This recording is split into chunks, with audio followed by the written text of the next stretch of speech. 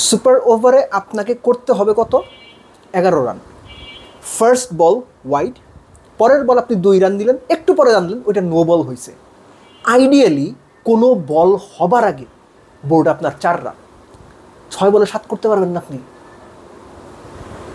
Bangladesh dressing রুমে যে কোচরা বসে থাকেন, যারা সিদ্ধান্ত নেন, তারা আসলে ক্রিকেটটাকে 10 বছর আগের ক্রিকেট হিসেবে চিন্তা করেন, কিংবা নিজেদের গদি বাঁচানোর জন্য অথবা সেফ সাইডে থাকার জন্য ভাই একটু সেফ খেলি স্ট্র্যাটেজি করেন, যে কারণে বাংলাদেশ ক্রিকেট গত 10 বছরে আগায়নি।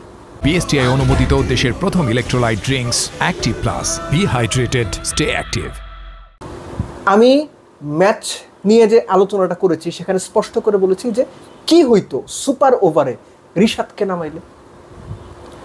ওয়েস্ট ইন্ডিজ শেরফিন রাদারফোর্ডকে নামাইছে, 2টা 6 সেই নামাইছে। সৌম্য প্রেস কনফারেন্সে এসে বলে গেছে রিশাদকে না নামানোর সিদ্ধান্ত কোচ এবং ক্যাপ্টেনের। রিশাদকে না নামানোর সিদ্ধান্ত কোচ এবং ক্যাপ্টেনের, অর্থাৎ রিশাদকে নামানোর আলোচনা হয়েছিল। আমি তো মাঠে ছিলাম না, প্রেস কনফারেন্সেও ছিলাম না, পরে জানলাম। তার মানে রিশাদকে নামানোর আলোচনা হয়েছিল। কেন? যে মানুষ 14 বলে 39 করছে, আপনি তার কথা তো ভাববেনই।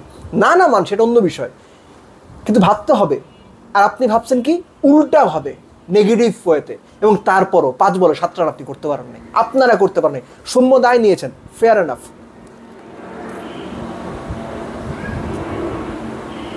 প্রচণ্ড গরম রে ভাই, একটু ইলেকট্রোলাইট না হলে চলে না। সৌম্য দায় নিয়েছেন, কোচ কি দায় নেবেন, ক্যাপ্টেনকে দায় নেবেন। এই যে মিরাজের ভুল ক্যাপ্টেন্সির অঙ্কের হিসেবে গোলমাল করে ফেললেন, অঙ্কে ফেল করা ছাত্রদের মতো। যে বলে 2 আর 2 কত, সে বলে অবশ্য 2 আর 2 55। মিরাজের ওই অবস্থা। মুস্তাফিজুর আবার করাইতে পারলো না, সাইফ বাঁচাই দিছে, সুপার ওভারে নিয়ে গেছে, নইলে তো খেলা ওইখানেই শেষ। মিরাজের ওই ব্লান্ডারে খেলা শেষ। দ্বিতীয় ব্লান্ডার, আমি মনে করি রিশাদকে না নামানো। আপনি আমাকে যা খুশি তাই বলতে পারেন, কিন্তু আমি বিলিভ করি আজকের পার্টিকুলার এই দিনে ওয়েস্ট ইন্ডিজ বাংলাদেশ দ্বিতীয় ওয়ানডেতে সুপার ওভারে পার্টিকুলার, আবারও বলছি শুধুমাত্র এই পার্টিকুলার দিনের হিসাবে রিশাদকে নামানো উচিত ছিল, 100% রিশাদকে নামানো উচিত ছিল। কিন্তু ওই যে ক্যাপ্টেন কোচ কনভেনশনাল জায়গা বাঁচাইয়া, একটু সমঝে, একটু সেফ, 20টা রান করলে তো সেফ, টিকে থাকা যায় বাংলাদেশ ক্রিকেটে। ওই যুগে বাংলাদেশ ক্রিকেটে ফিরে গেছে, মিরাজরা বাংলাদেশ ক্রিকেটকে ওই যুগে নিয়ে গেছে। এনিওয়েজ, এই ম্যাচটা বাংলাদেশ হেরে গেছে, হারা নিয়ে আমার কোনো প্রশ্ন নেই। ম্যাচ হারা যেটা, এটা হবে।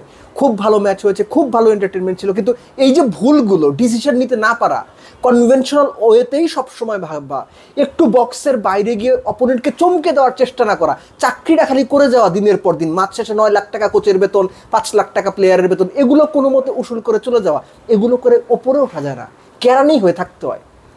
এবং এরা হচ্ছে ক্রিকেটার না, কোচ না, এরা এখন কেরানি হয়ে গেছে। ক্রিকেট কোচ, ক্রিকেট বোর্ড, ক্রিকেটের ড্রেসিং রুম তাদের অফিস হয়ে গেছে। এখানে তারা অন্যান্য অফিসে কেরানিরা যে কাজ করে, এরা হচ্ছে ঠিক কেরানির কাজ করে। আর কেরানির কাজ করে বলেই কাগজে যা আছে ওর বাইরে যাইতে চায় না। ওই যে বস যদি ধমক দেয়, যদি ভুল হয় তাইলে তো আমার গায়ে দায় চাপবে। দায় মুক্তি নিয়ে কোনো রকম সেফ সাইডে থেকে বাংলাদেশ ক্রিকেটের হর্তাকর্তা হয়ে এরা ড্রেসিং রুমে বসে আছে, কোচ হয়ে, ক্যাপ্টেন হয়ে বসে আছে। এরা করবে বাংলাদেশ ক্রিকেটের উন্নতি। আপনি এটা বিশ্বাস করেন? যদি করেন, আপনি আপনার মতো থাকেন, আমি বিশ্বাস করি না।